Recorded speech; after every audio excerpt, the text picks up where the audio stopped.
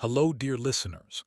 A very warm welcome to Africa Sleeping Story, your cozy corner for heart-touching tales from Africa. I hope you're sitting comfortably and ready for today's beautiful story. Orego Estate was a typical Lagos compound, loud, busy, and full of life. Children ran around, neighbors argued over water, and the smell of frying plantain filled the air. But everything changed the Sunday evening Munachi arrived. She came like a quiet storm, two small boxes in hand, a standing fan that looked older than her, and a small plastic bucket balanced perfectly on her head. Her greeting to the gate man was so gentle, so rehearsed, that within hours the compound's gossip machine was working overtime. "Did you see her?" Mama Bissy, the compound's chief gossip, asked her neighbor. "She walks like the ground is made of glass, and those long gowns so decent." By Monday morning, Munachi had become the compound's sweetheart. She wore flowing gowns that touched her ankles and scarves that covered her hair perfectly. Her voice was always soft, her smiles always shy. Even the children, who usually ignored new tenants, called her Auntie Saint without being told. Her first week, she did the unthinkable. She swept the entire corridor without being asked. When the landlady, Mama Dafe, saw this, she clapped her hands in delight. "Ah, God has finally answered my prayers," Mama Dafe exclaimed. "My last tenant used to leave her pot outside for lizards to party in. This one is different." Munachi simply smiled shyly. "It's just small sweeping, Ma. I can't stay where everywhere is dirty." Soon, every woman in the compound was being compared to Munachi. If a wife forgot to greet the landlady, she'd hear, "Even that new girl with the scarf greets better than you." The compound's dynamics shifted. When Munachi walked by, loud women suddenly became soft-spoken, rough men straightened their postures, and everyone pretended to be as decent as she appeared. Her friendship with Tina, the loud provision shop owner by the gate, surprised everyone. Tina shouted, "Customer, come and buy now," even when no one was around, while Munachi spoke like she was afraid of disturbing the air. Yet their friendship worked. Tina loved Munachi's calmness, and Munachi appreciated Tina's generosity. Every morning, Munachi would stop by Tina's shop. "Good morning, sister. I like how you wake up early." Tina would laugh loudly. "My dear, money doesn't wait for people who like to sleep." Then she'd give Munachi a cold can of Maltina. "Drink, you're too gentle. You need sugar in your system." Within a month, Tina trusted Munachi enough to give her shop keys. "Muna, if the supplier comes and I'm not around, help me collect the goods. I trust you. You're not like these other Lagos girls." Munachi would smile. "Don't worry, I'll help you. We're all sisters." She became the compound's unofficial peacemaker. When neighbors fought over who blocked whose balcony with buckets, Munachi would appear like an angel. "Please, life is not all about fight. Let's have peace." Even the men respected her. "Good evening, madam," they'd say. "You're a good example in this our estate." But the real turning point came when Mama Dafe decided Munachi was her spiritual daughter. She called Munachi into her apartment filled with plastic flowers and old calendar pictures. "My daughter, I like you," Mama Dafe said, fanning herself with a magazine. "You're not like all these other tenants that wear trousers and form slay queen. You're very decent. In fact, if I had a son, I would marry you to him." Munachi smiled politely. "Thank you, Ma, I'm just living quietly." The landlady nodded seriously. "Yes, I see that. Don't mingle too much with them. They're too noisy. See that woman that sells Puff Puff at the junction? She used to be calm before she joined them." From that day, Mama Dafe treated Munachi as the compound's pride. During tenant meetings, she introduced her dramatically. "This is Munachi, our very good tenant, the one that ties scarf and doesn't make noise. If every woman were like her, I would be sleeping well in this compound." The other women rolled their eyes. Joy, the single mother in the next block, muttered, Too much calmness is suspicious. Even lizard nods before it strikes." But Tina defended her fiercely. "Leave my Muna alone, she's a good person. You people like bad things too much. Not every quiet woman is fake." And so Munachi's reputation grew. When someone lost their key, they ran to her. If a neighbor needed someone to hold money till the next day, Munachi was the safe box. At night, she'd sit by her window, filing her nails and singing quietly. Her room was simple: one bed, one plastic chair, and a big brown box for her clothes and documents. Sometimes she'd smile to herself, as if remembering something only she understood. If you passed by her window at that moment, you'd think she was a peaceful angel. Little did the compound know, their angel was carefully studying them, noting who quarreled with who owed rent, who pretended to travel to visit secret boyfriends, and who always cooked stew on credit. Nothing escaped her sharp eyes. The stage was set, and the players were all in position. The quiet storm was about to break. The first move came on a rainy Thursday afternoon. Tina had gone to Mile 12 Market to restock her shop. The clouds were gathering and she was running late. She called Munachi anxiously. "My sister, I beg you, if the supplier comes, help me collect the cartons of noodles. He will just drop and go. I'll pay him when I return." Munachi's voice was calm reassurance. "No problem, Tina. I will handle it, don't stress yourself." When the supplier arrived, Munachi took the delivery like a professional. She signed the papers confidently and arranged the cartons in neat piles. The supplier, impressed, commented, "You look too gentle for this area, madam." She smiled enigmatically. "People mistake quietness for weakness, but it is not." That statement, if anyone had been listening carefully, would have been the biggest red flag. That evening, Tina returned exhausted but relieved. She counted the goods, found everything intact, and hugged Munachi like a sister. "Ah, you are too trustworthy. If it were Nkeche or any of those compound women, they would have removed one carton for themselves before I returned. But you are different." Munachi laughed lightly. "You just have to trust people sometimes." From that day, the trust deepened. Tina started leaving shop keys with Munachi regularly. Sometimes she'd even ask Munachi to help sell in her absence. Munachi never touched the money at first. She balanced everything perfectly, kept neat records, and always returned the correct change. She was building her foundation with transparent bricks. Then came phase 2, the borrowing stage. She started innocently enough. One afternoon, she knocked on Joy's door with her trademark polite smile.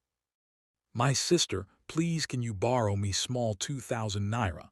My gas just finished and I don't want to cook with stove today. I'll return it tomorrow when I collect my salary." Joy, always soft-hearted, agreed immediately. "No wahala, Muna, you're not a stranger now." True to her word, the next day Munachi returned the 2,000 naira with sincere thanks. The pattern continued: 1,000 naira for a recharge card, 700 naira for transportation, even 200 naira for pure water. Sometimes she'd even add 50 naira as appreciation. Before long, people began testifying. "That Munachi girl, you can trust her with your last kobo." The compound had become her little stage, and everyone was unknowingly playing their roles perfectly. She offered to keep small items for people: keys, extra phones, even spare cash. Rita, the tailor, even used her room to store expensive fabric for a week. "You're the only person I can trust not to touch it," Rita said gratefully. Munachi smiled. "Don't worry, I'm happy to help." The genius of her plan was how she tested her influence. One day, Tina noticed 1,000 naira missing from her shop drawer. "Baby rat carried my money," she joked. Munachi looked her straight in the eyes. "Maybe you miscounted, my sister.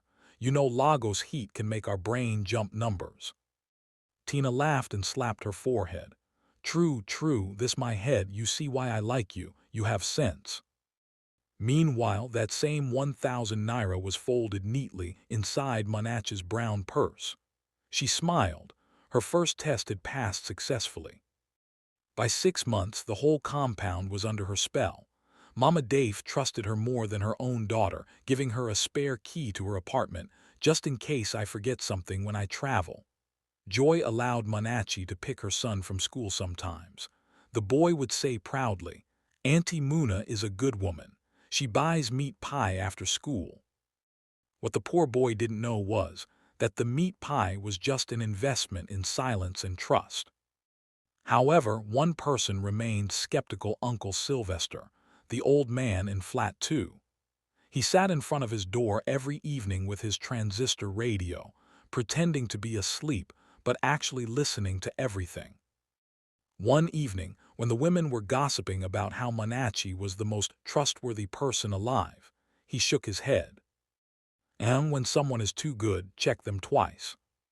The women laughed at him. "Uncle Sylvester, you just like Wahala. You don't know good people when you see them." He nodded slowly. "Okay, oh, I just hope this your angel will not grow wings one day and fly away with your peace." They laughed it off, thinking it was just an old man's rambling. Meanwhile, Monachi's calmness was starting to change shape. While smiling politely, she noticed that Tina traveled more often for business. She noticed Joy usually left her ATM card at home. She noticed Mama Dave always kept her gold chain in a small red box. Every detail was stored in her memory like a well-arranged library, waiting to be consulted at the right time. The trap was set, the bait taken. The compound was about to learn that the sweetest honey often hides the deadliest poison. The storm broke on a bright Saturday morning in Orego Estate. Neighbors were washing clothes, shouting at children, and arguing over whose water hose was blocking whose path. Everything seemed normal until Tina's scream pierced through the air like a siren. "Jesus, my shop, my goods, somebody has finished me." The entire compound erupted into chaos. Even Mama Dave came out half-tied in her wrapper. They all rushed to Tina's shop by the gate, and what they saw left everyone speechless. The shop was empty, completely empty. Shelves that once held rice, milk, indomie, and detergents were now bare like classroom desks after exams. The padlock was open, the door wide, but there was no sign of breaking in. It looked like someone with a key had simply opened the shop and carried everything away quietly in the night. Tina fell to the floor, crying hysterically. "Over 500,000 naira goods gone. I am finished. Who did this to me?" Mama Dave held her chest. Who? What kind of thief is this that steals like breeze?" People began murmuring suspiciously. "But who else has the key to the shop?" someone asked. Tina sniffed, then stopped mid-sentence. Her eyes slowly turned to Munachi, who stood at the edge of the crowd wearing her usual long gown and scarf, holding a small nylon bag as if she'd come to buy milk. Munachi looked genuinely confused. "Me," she said calmly. "Tina, are you saying I stole from you?" Tina stammered. No, I didn't mean it like that. It's just that you had the key." One of the women clapped dramatically. "Ha, the devil walks quietly. I have been saying it, too much calmness can hide wickedness." "Wait," Munachi said, lifting her eyes with sudden fire. "You people should not insult me. I didn't steal anything. If you like, search my room." And they did, immediately. The police came, the compound men followed. They opened her drawers, cupboards, checked under her bed, even looked inside her water drum. But nothing, no stolen items were found. Not even one sachet of milk. The matter died down after a few days, though people still whispered behind her back. Some said she was innocent and too gentle to steal, while others swore she was just smart and that her gentleness was part of her strategy. Mama Dave, as usual, supported her fiercely. "I beg, leave that girl. If she wanted to steal, her hands won't even be able to touch anything. That girl's conscience is clear." But Uncle Sylvester wasn't convinced. He shook his head and said, "Na lie, Mama Dave. Sometimes the people we trust are the ones who carry our peace like handbag. That girl was too calm, I beg, too calm for Lagos." Munachi ignored them all and continued her routine with dignified grace. still sweeping the corridor, still smiling politely as if nothing had happened. A week later, she went to comfort Tina, who was still depressed. "My sister, you'll recover. Don't worry. I know it's painful, but everything happens for a reason." Tina nodded tearfully. "Thank you, you're a good friend, Muna. I know you didn't do it. My heart tells me so." Munachi smiled. "I would never hurt you, you're like a sister to me." She even offered her food. "I was just about to fry plantain. Will you eat?" Tina managed a weak smile. "You can never change, always caring." Munachi smiled shyly. "What is life if we can't be kind?" And that was how she won back Tina's trust, with sweet words and calculated kindness. However, life in Lagos has a strange way of turning things around. You can play smart, but Lagos has a bigger brain, and Munachi's carefully constructed world was about to come crashing down. Her game spoiled when Joy's son, little Daniel, unknowingly became the hero nobody expected. That Saturday morning, Joy had gone to the printing press while Daniel stayed home jumping around as usual. Munachi had visited to drop off some old clothes for him. She came with her small nylon bag, dropped the clothes, and left in a hurry. Daniel, curious as always, peeked inside the bag before his mother returned and found a folded piece of paper. Thinking it was a drawing, he slipped it into his pocket. Later that evening, while Joy was sweeping, she saw the paper on the floor. She bent down, picked it up, and froze. It was a printed receipt from a wholesale store in Agege Market, dated exactly 1 week after Tina's shop was emptied. The items listed rice, noodles, beverages, spaghetti, matched exactly what Tina used to sell. Strangely, the seller's name was written as Miss Munachi. Joy's eyes widened. Her mouth went dry. She looked at Daniel. "Who gave you this?" Daniel shrugged. "Auntie Muna, I saw it in her nylon." Joy took the paper and ran straight to Tina's house. Tina, come out, something done happened." Tina came out in confusion. "Joy, wettin' again, you won't make my food burn." "Forget your food, see this thing," Joy said, shoving the receipt into her hand. Tina squinted. "What is this?"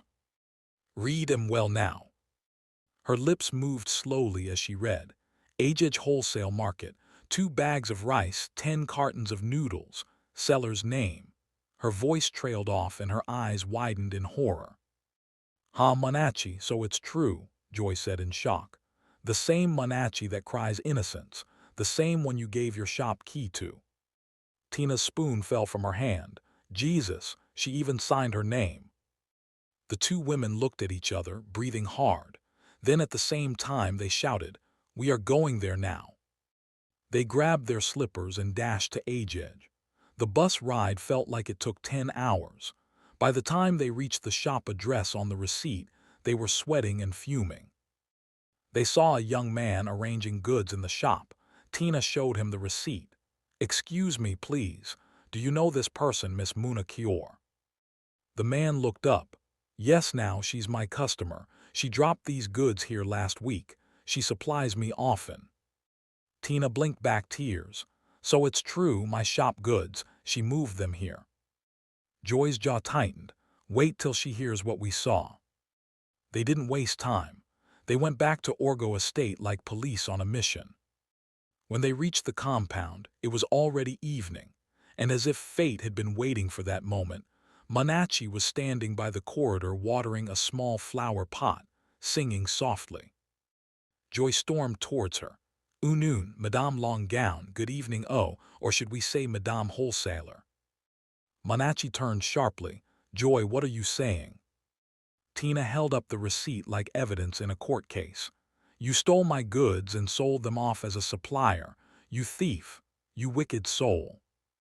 Munachi's face went pale. "What are you talking about? I didn't." "Stop lying," Joy shouted. "We went to Agege. The shop is full of the same goods you stole. The man even said you usually supply him, so you use scarf to confuse all of us. Well, today your scarf will not save you." Neighbors began trooping out and shouting, "What is happening?" Mama Dafe came out rushing. "Ha, what is it again? What is going on here? Joy pointed at Munachi. Ask your angel. Ask her why she was building a business with stolen goods. The compound turned into a mini-market of noise. Some shouted, "Call the police," while others said, "Wait now, let her confess." Munachi raised her hands, trembling. "Please wait, it's not what you think. I can explain. I was only keeping the goods for someone, I didn't sell them." "A ghost supplied you," Joy clapped her hands. "Can you see her face? Gentle thief, Madame Innocent, you fooled all of us." The landlady looked utterly confused.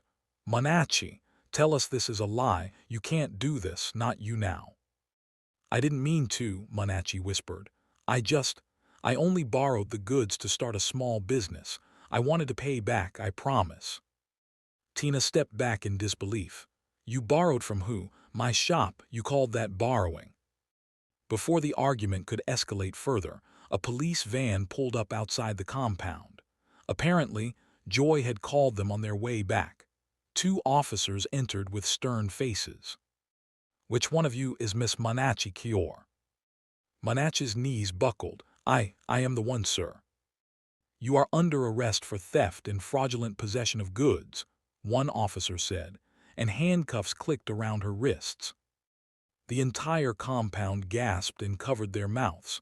Uncle Sylvester shook his head and said, "I said it now. Too much pit can hide storm." As they led her away, Munachi's scarf fell from her head into a puddle, but nobody bent to pick it up. The long gown that once made her look innocent now dragged in the dust like evidence of her own deceit. She turned back once to look at Tina. "Tina, I am sorry. I didn't mean to hurt you." But Tina's eyes were red with betrayal. "You killed my trust, Muna.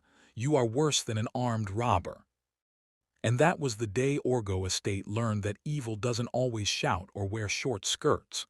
Sometimes it wears long gowns, speaks softly, and says good morning with a smile that hides danger. By 8 a.m. the next morning, the gossip had already reached 3 streets away. One of the tenants came running to tell Mama Dafe that Munachi's story had been mentioned on a morning radio program. A calm lady in Orego Estate arrested for stealing her neighbor's goods worth 500,000 naira, the radio presenter had announced. Moral of the story: never judge a book by its cover. Mama Dafe sat on her plastic chair, fanning herself vigorously. "I cannot believe it. That girl, with her gentle voice and long gowns." Uncle Sylvester passed by and paused.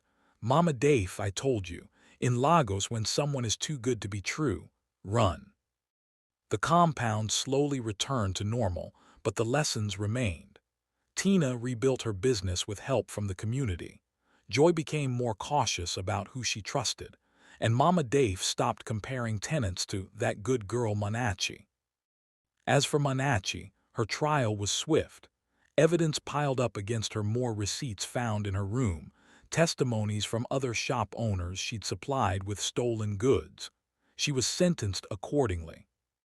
The last anyone heard, she'd written a confession from prison, admitting she'd done the same thing in 3 previous estates before Orego. Her modus operandi was always the same: arrive quietly, play the gentle angel, gain everyone's trust, then disappear with their valuables. Orego Estate eventually moved on, but the saying stuck: never trust a woman in a long gown too quickly. Because sometimes the sweetest smiles hide the sharpest teeth, and the gentlest voices tell the most dangerous lies. The quiet storm had passed, leaving behind broken trust and a lesson that would be told for generations. In a world where everyone shouts to be heard, sometimes the most dangerous person is the one who chooses to whisper. Did you like this story? Have you ever encountered such a deceitful person? Share your experience in the comments. Follow the channel for next videos and press the bell icon.